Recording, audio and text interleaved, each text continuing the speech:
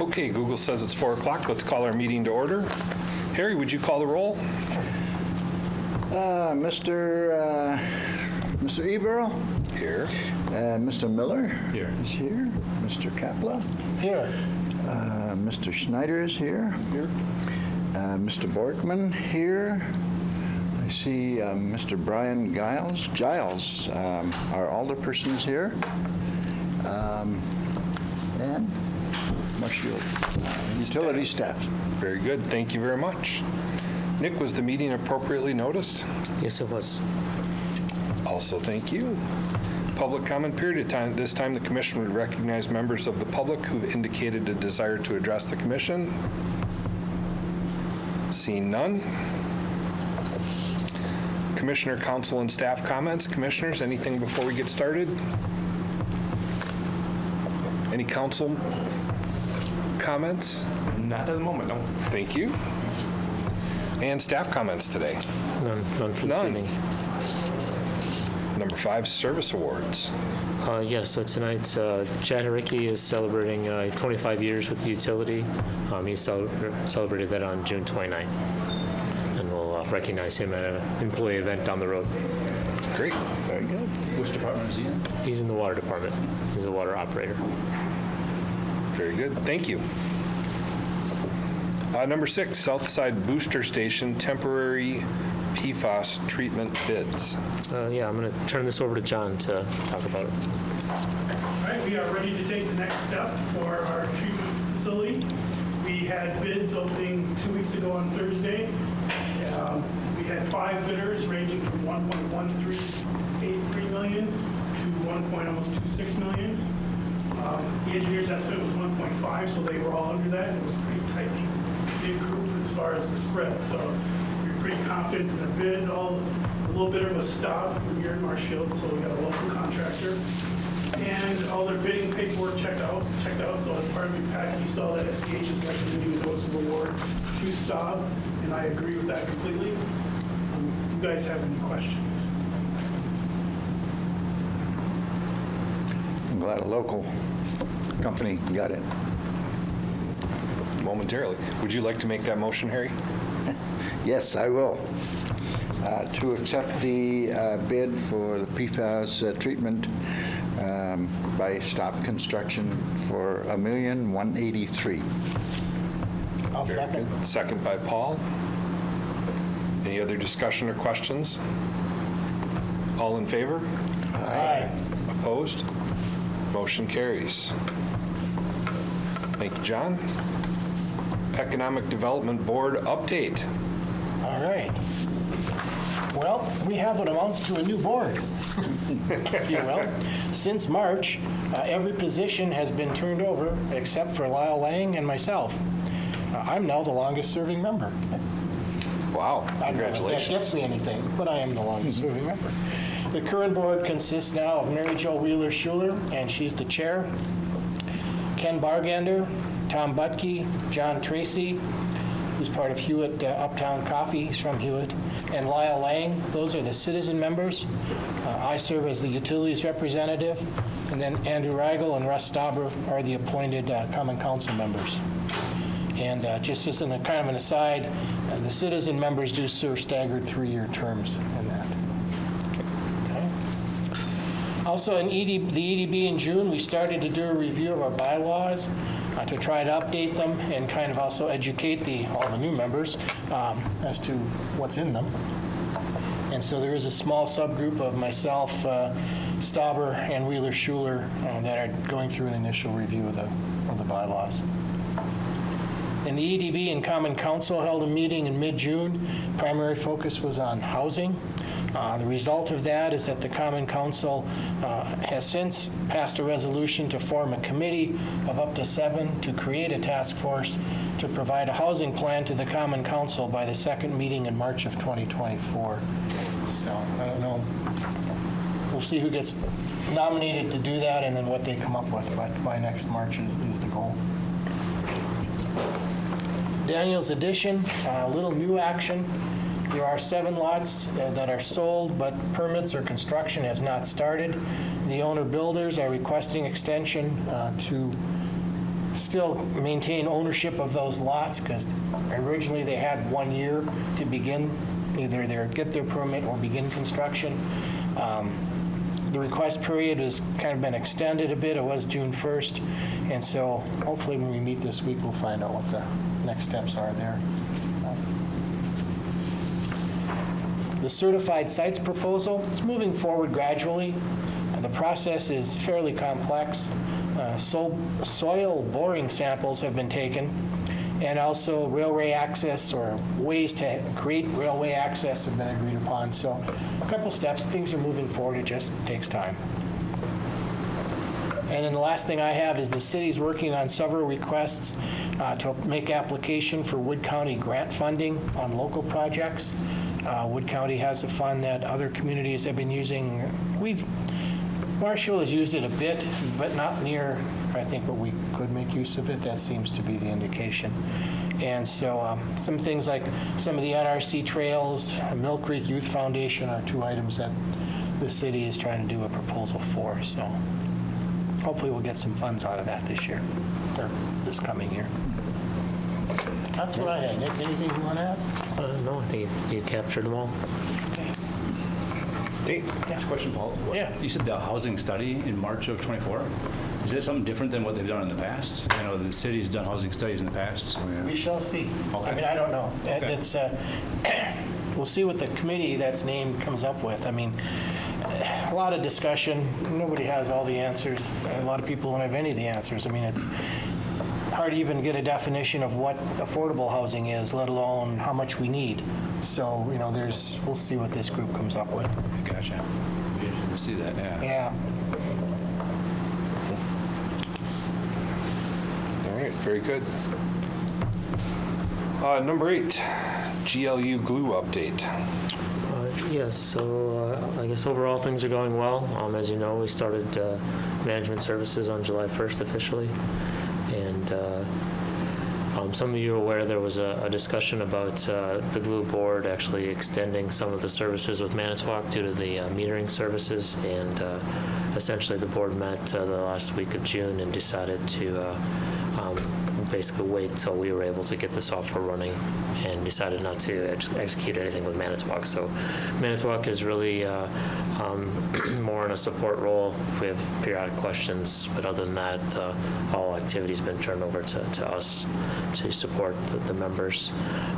This past couple weeks, Nate and Tony and their teams have done a really great job of working with Itron, who's the metering software vendor, to get that up and running.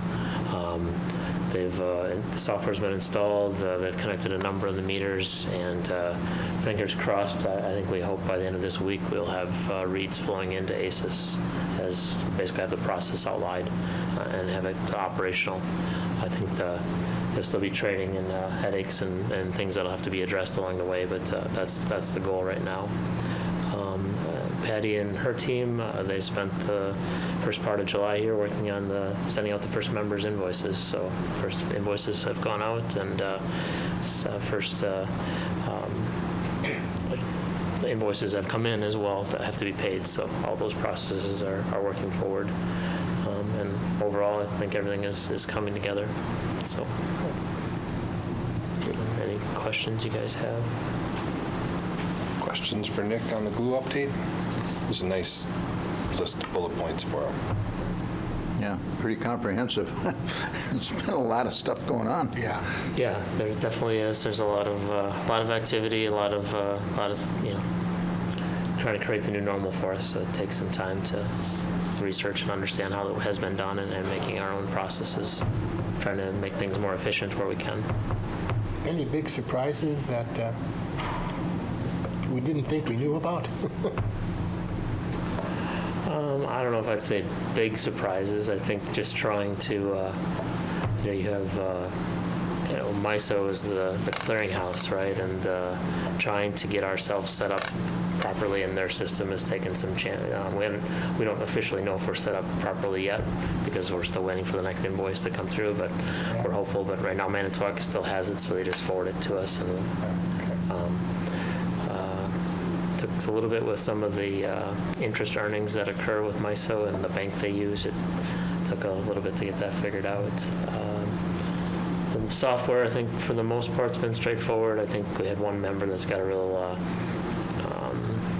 non-standard arrangement in how you talk to their meter. So it's taken a little bit of extra layers to get that figured out, and I think we made some headway actually this afternoon on that one, so that's coming together. Yeah, I think that's the big things right now.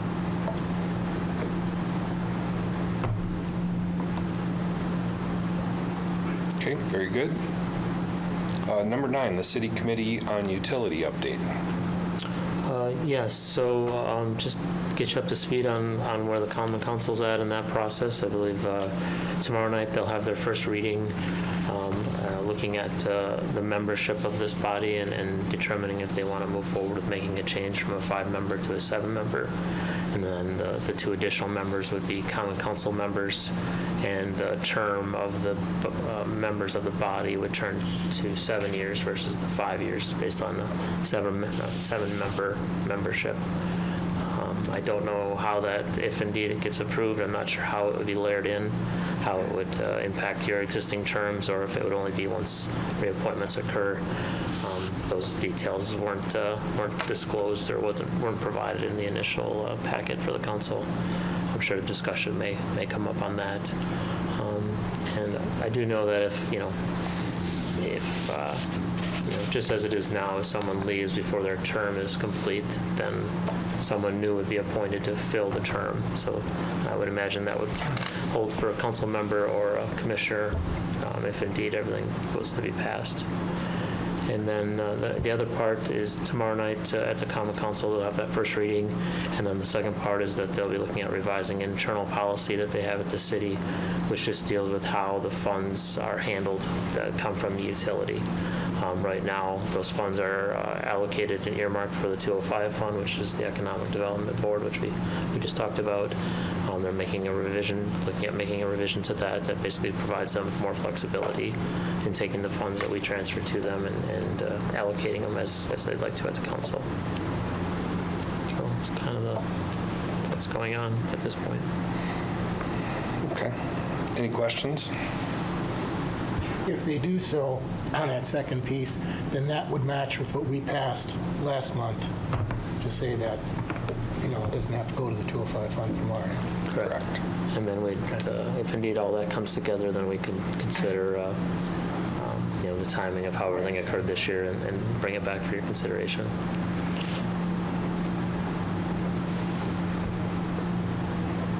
Okay.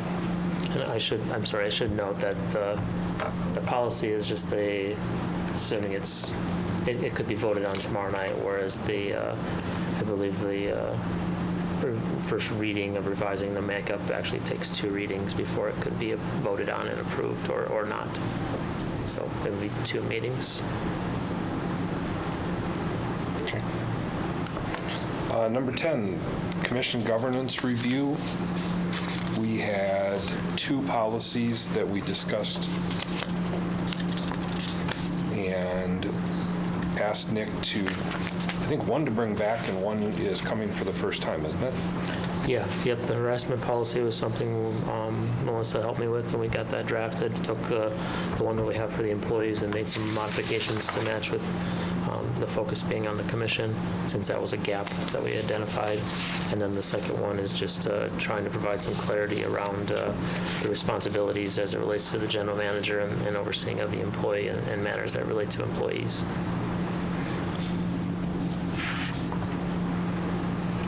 Anybody have thoughts or comments on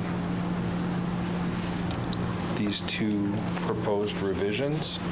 Or is there a motion to approve them? I move that we approve both policies as either written or amended. Okay. I'll second it. Motion by Paul, second by John.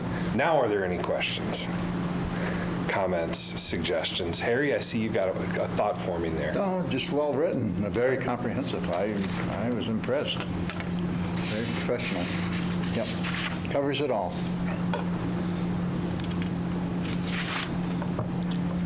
Other comments? If not, all in favor? Aye. Aye. Opposed? Motion carries. Number 11, job orders. Yes, so there's two job orders tonight for consideration. First is job order 18171, which is Derby Road rebuild. This is in the township of McMillan. This is rebuilding of single phase north from Chase Road to the end of our system. Some portions of this existing facility is nearly 80 years old and time for replacement. This was in the capital budget. The estimated cost of the project is $72,493, and the capital budget had $77,500 for this project, so $5,000 under budget on the initial estimate. And the other project is job order 18237, which is Shawano Laird. This is in the northwest part of the city. This is converting some overhead primary and secondary from the 1960s to underground. Obviously, you can imagine backyards are difficult to get to, not only for just normal maintenance, but storm restoration or just tree trimming. The estimated total cost of this project is $71,942, and it was included in the capital project or capital budget. However, it was only included at $65,000. The difference will partly be covered by the other project and some of the contingency that we have in the budget. And the reason for the slight increase is that when Tony and his team went through it, they added 2 additional pole replacements. The takeoff poles where the underground starts were not initially identified in the capital budget, so those were added, felt deemed appropriate to be replaced as part of the project at this time. I'll make the motion to approve these 2 job orders as written. Thank you, Harry. Is there a second by Nate? Second. All in favor? I'm sorry, any discussion? Just a comment or question, Nick, so we service Stratford Business Park? Yeah, so we have, back in, I want to say it's 2013 or 2012, Stratford reached out and was looking, at that time they were using Wisconsin Public Service to help them with maintaining of their distribution system. And at that point, that relationship was severed, and reached out to us to see if we'd be willing to help them. So we have a service agreement. Basically, we provide them engineering, design, installation, rebuild, new construction. Our engineers, actually, if you call Stratford and want to build a house, let's say, they'll say to call us to find out how to get hooked up to their system. And then Tony's team will work up an estimate. Patty then will get Stratford Utilities pays us. We don't actually work with the end customer. And so we're always made whole. And then we also deal with or help them with after hours. So if they have any emergencies, we'll help respond to restore power. That relationship's been really well. It's been almost 10 years now, and always, I go up and meet with their commission or their utility commission usually once every couple of years, once a year, depending on need, and just talk about how things are going, and always willing to provide other services if ever needed, but this is kind of how the relationship is framed right now.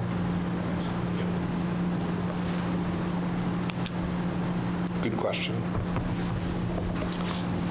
All right, we have a motion and a second. All in favor? Aye. Opposed?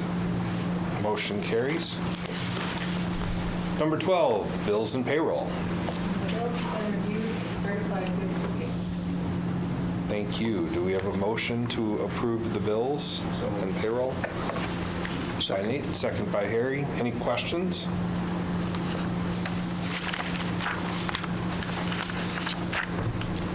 Seeing none, all in favor? Aye. Opposed? Motion carries. Number 13, previous meeting minutes for the meeting of June 12th.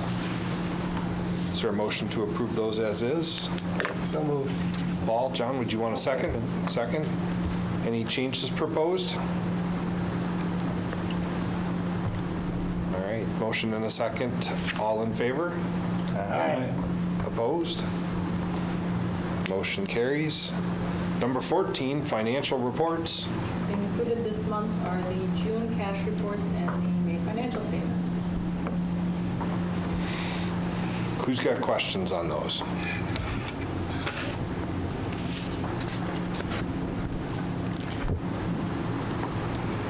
Okay, seeing none. Number 15, approval to go into closed session per Wisconsin State Statute 19.851E deliberating or negotiating the purchase of public properties, the investing of public funds, or conducting other specified public business whenever competitive or bargaining reasons require a closed session for the purpose of discussing 1210 South Oak property. Is there a motion to go into closed session? I'll make the motion. And future substation property. And future substation property. Mine didn't say that. There was a revision that was sent out. Interesting. I printed mine today off the website.